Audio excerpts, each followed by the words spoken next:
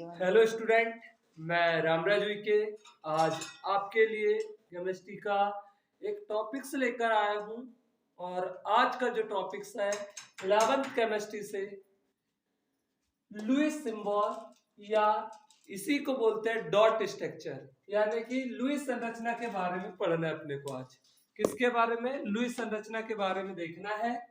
तो आज लुईस संरचना के बारे में जानेंगे, समझेंगे और सीखेंगे। बहुत छोटा वीडियो होने वाला है, आप बहुत आसानी से सीख जाओगे। तो वो देखते हैं कि लुईस संरचना किसे कहते हैं करके। तो जब किसी यौगिक या किसी परमाणु को बिंदु के रूप में यानी कि पॉइंट के रूप में जब उसके संयोजकता कोष के इलेक्ट्रॉन को दर्शाते हैं, कौन से इलेक्ट्रॉन को? संयोजकता कोष के इलेक्ट्रॉन को दर्शाते हैं। किसके? उस परमाणु के बैलेंस सेल में प्रेजेंट इलेक्ट्रॉन को। ठीक है, क्या? उस परमाणु के बैलेंस सेल में इलेक्ट्रॉन को जब बिंदु के रूप में दर्शाते हैं, इसे ही लुईस संरचना कहते हैं। जैसे ध्यान देना, Na एटॉमिक नंबर कितना होता है इसका? 11। कितना? 11। तो इसका जब इलेक्ट्रॉनिक कॉन्फ़िगरेशन करोगे आप, तो क्या 1s2 2s2 2p6 और 3s1, ये किसकी इलेक्ट्रॉनिक विन्यास हो गया? सोडियम के इलेक्ट्रॉनिक विन्यास हो गया। तो आपको ये देखना है कॉमा के बाद, लास्ट कॉमा के बाद कितने इलेक्ट्रॉन हैं। बस वही इलेक्ट्रॉन को संयोजक इलेक्ट्रॉन या क्या बैलेंस इलेक्ट्रॉन कहते हैं।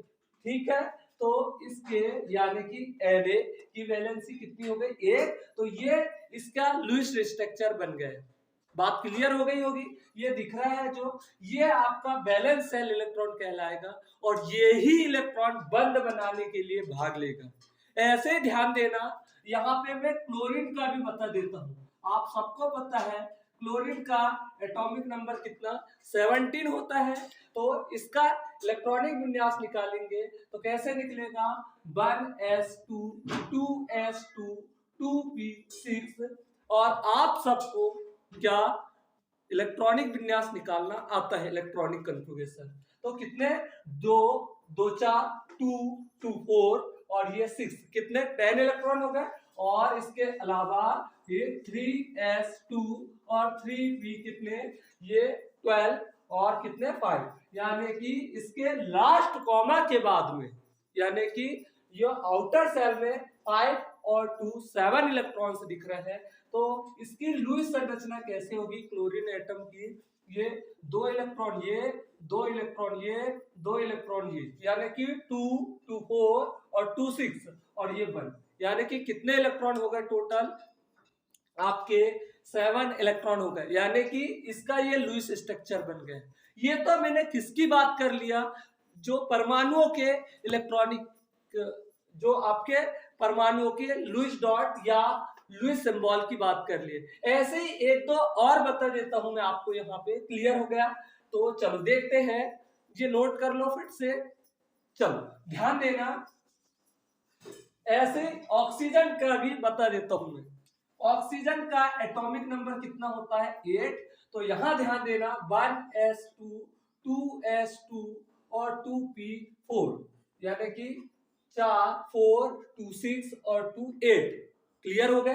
तो चलो देखते हैं, यानी कि इसके जो आउटर सेल में बैलेंस सेल में कितने? 6 इलेक्ट्रॉन हो रहे हैं। कितने इलेक्ट्रॉन हो रहे हैं?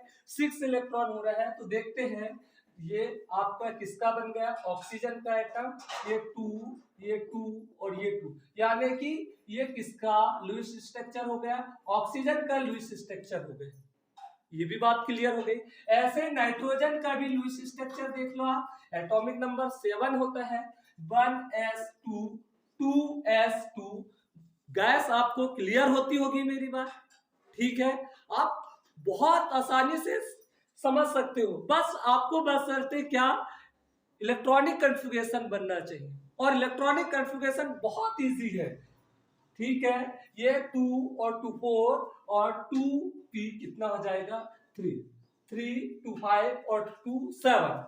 तो देखते हैं इसका लुईस स्ट्रक्चर कैसा है। ध्यान देना, देखो कितने 5 इलेक्ट्रॉन है यहाँ पे, तो ये 2 और ये 2 कितने हो गए 4 और ये 1, इसका एक अनपेयर्ड है, तो ये इसका लुईस स्ट्रक्चर हो गया, किसका नाइट्रोजन का। चलो ये तो हमने परमाणु का लुईस स्ट्रक्चर देखे, इसके बाद हम देखते हैं कुछ यौगिकों के लुईस स्ट्रक्चर। बहुत इजी है यार, बहुत इजी। चलो देखते हैं अपन कुछ यौगिकों के लुईस स्ट्रक्चर, कुछ कंपाउंड्स के लुईस स्ट्रक्चर। जैसे ध्यान देना CO2 का, किसका CO2 का देखते हैं यहीं पे।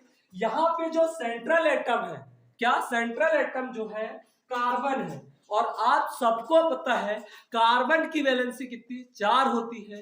कार्बन मर जाएगा, सड़ जाएगा, गड़ जाएगा और भाड़ में जाएगा, लेकिन कितनी 4 ही वैलेंसी बनाएगा। क्लियर हो गया। कभी भी